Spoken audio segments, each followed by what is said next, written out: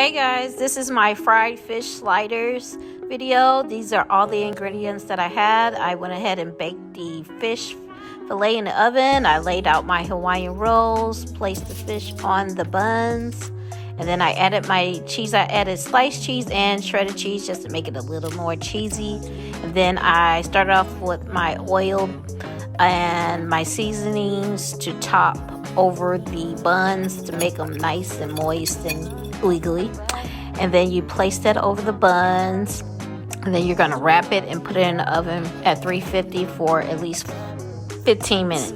Then I'm going to make my slaw. I have broccoli and carrot slaw, and I put in the tartar sauce, seasonings, and lime, and mixed that up until the sliders were done. And here they are. It is so good. I added a little onion to it. Oh my God. Thank me later.